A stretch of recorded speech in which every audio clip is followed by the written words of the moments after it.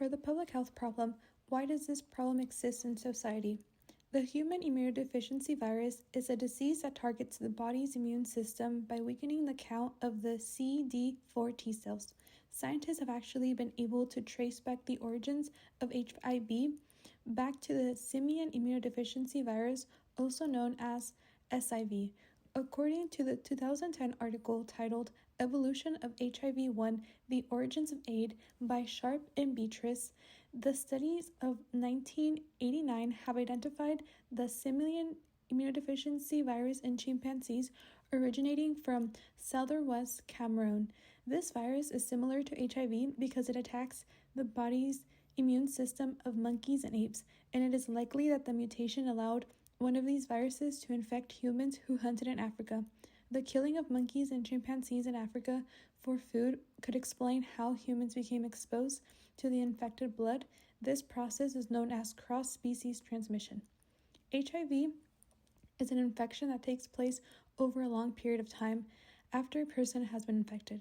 The earliest suspected case of an individual who died as a result of AIDS in the United States was a 16-year-old boy named Robert Ray Ford.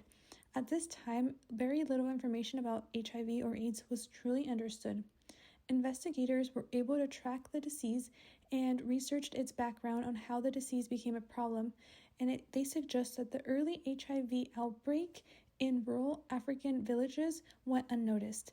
The new lifestyle changes resulting in the migration from rural to urban areas caused by population growth and civil wars, and the world outbreak of HIV transitioning into AIDS created the problem that exists today because of the changing patterns in sexual behavior, the use of addictive needle-sharing drugs, and easier international travel made it easier for this disease to spread like wildfire.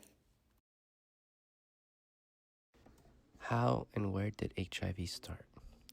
The first HIV human infection was reported in 1920 in Africa, specifically in the Congo Basin.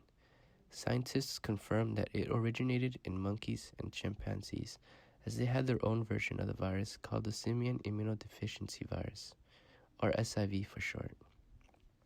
SIV spread into humans when infected chimpanzee blood spread into the cuts and wounds of the hunters who killed the infected primates. SIV then mutated in their body and became HIV, which spread around the world. As a part of the public health problem, the community faces future risks from HIV that involves the following health conditions stated by HIV.gov from the year 2019. These health conditions include hepatitis B and C, tuberculosis, and opportunistic infections, which are highly inclined to appear in HIV patients as a cause of the weakening of the immune system, the attainable incidence of sexual transmission or injections, and through the spread of germs. As well, it has been stated that liver problems may occur and catalyze conditions such as liver cancer, liver disease, and liver failure, in which can only be prevented through such measures of receiving early treatments and vaccines. Along the way, retrieving AIDS at stage 3 of HIV could also be a risk of disease in the later future. As I mentioned all these risks the community faces towards HIV, these I would say are more applicable for individuals. However, Professor, you have commented that the community will face more of higher medical costs due to the prolonging treatment and medical care necessary to aid HIV patients. As well, HIV stigma would affect many people familiar, associated, or infected with HIV, as negative beliefs and perspectives of HIV would be on the rise with the growth of the epidemic. The etiological factors identified the mother-to-child transmission as a special case of HIV transmission. A mother who is HIV positive can transmit this infection to her newborn during pregnancy via the placenta, during vaginal childbirth, or through breastfeeding. According to the World Health Organization, mother-to-child transmission of HIV accounts for about 5.4% of all routes of transmission.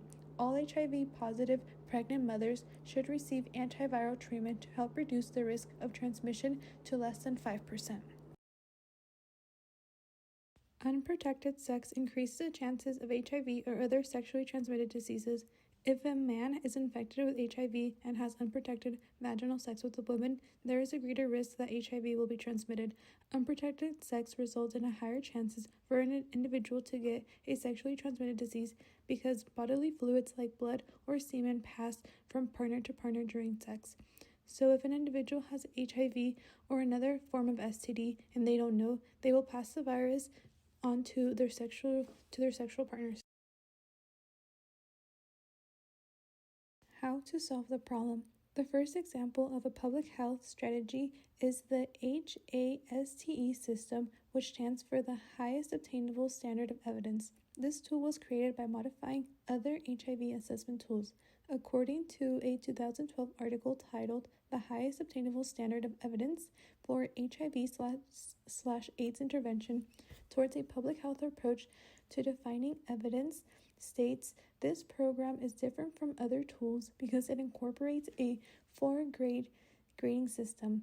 The grading system involves a score ranging from 1 being the strongest and 4 meaning it's the weakest.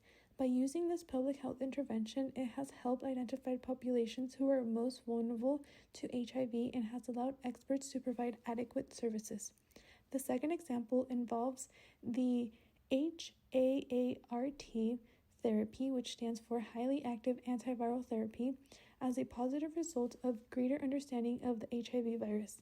Scientists have been able to develop drugs that target the replication stage of HIV, and according to a 2010 article titled Highly Active Antiviral Treatment as Prevention of HIV Transmission, Review of Scientific Evidence and Update states that the HAART are medications used to help treat HIV infections.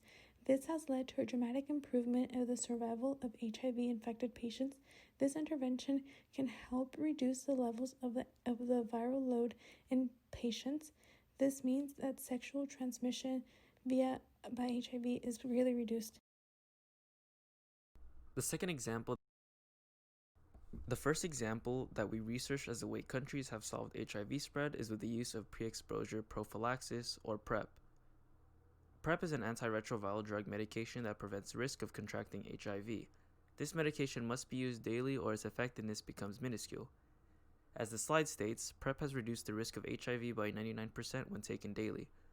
Also, in a study which encompassed homosexual men, 44% in a sample size of 2,499 uninfected homosexual men had a decrease in HIV acquisition, which is quite a huge milestone considering that the case of infected HIV patients make up a large portion of homosexual men.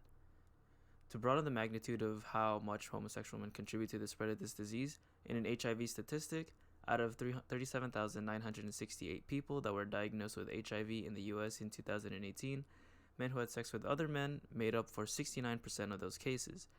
While PrEP has benefited those who have used its medication, it doesn't provide much help to those that are afflicted and cannot afford the drug due to its costliness. According to WebMD, a month's supply of PrEP distributed by Truvada costs around $2,000 without insurance. The example that we researched as the way countries have solved HIV spread is through cultural prevention, specifically within Islamic countries. According to a study by Gary, in which he surveyed 38 sub-Saharan African countries, he found that Islamic countries have a lower prevalence of HIV compared to the regions that had a lower population of Muslims. The trend of decreasing HIV prevalence can be due to the strictness of the religious practices also known as the Islamic Code. Within this code, worshippers prohibit homosexuality, extramarital sex, and alcohol consumption, which are all leading factors to how HIV spreads.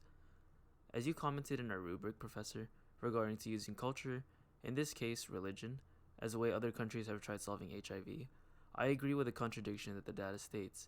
Despite the data saying that HIV prevalence is lower in Islamic countries, especially the sub-Saharan African countries, they are still one of the leading countries in HIV spread.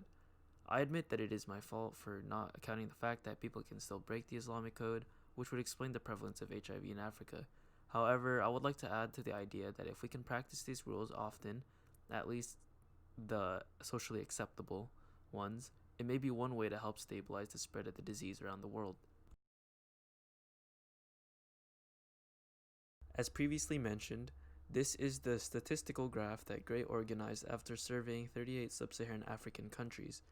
Looking at this graph, you can see that as the percentage of Muslims within a country increases, the accounts of HIV minimizes. The growth of the HIV epidemic has significantly expanded in the research and discoveries of new HIV preventive measures. Although there has been no cure or effective vaccines made, major advances in HIV testing, treatments, and prevention programs have been implemented in our world with the hopes of decreasing the number of HIV-infected patients. For instance, the HIV Prevention Planning Project by Center for Disease Control and Prevention, the CDC, worked to help HIV patients and other HIV-associated individuals in overcoming obstacles and health issues that come along with the virus. So, the two prevention methods for HIV infections include planting HIV testing in clinics, communities, and programs that would help support PLWH HIV risk and infected patients with medical care. HIV testing is significantly effective for individuals as the spread of HIV infection continues amongst everyone, so therefore it will help maintain the immune system to a level of stability that will allow the patient to live a healthier life. According to Fisher, in 2016, PLWHA programs will also help the safety of HIV patients and their partners by informing them about possible transmitted behaviors or exposures of HIV. In this case, HIV patients are given the choice and options of receiving treatments and types of support through their journey of HIV and AIDS in their daily lives. I would also like to comment about what you have mentioned, Professor, that a free syringe program would also be another effective program in helping reduce infection among drug users by providing them with clean needles and syringes that could help also reduce the transmission of HIV.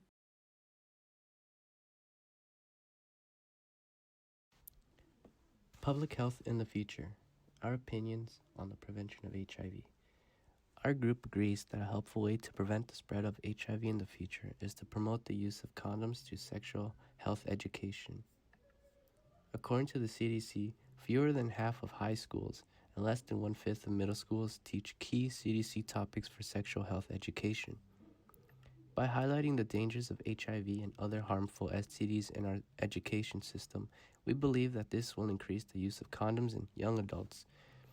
Making condoms more accessible and easy to get will also increase healthy sexual activity among teens and reducing the spread of HIV in the process. Another way to prevent the spread of HIV in the future is to create long-lasting antiretroviral therapy, or ART for short.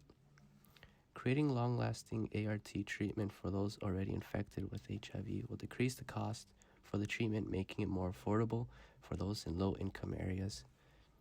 With more people having access to ART treatment, the amount of future infections will decrease because it's extremely effective in preventing transmission between sex partners.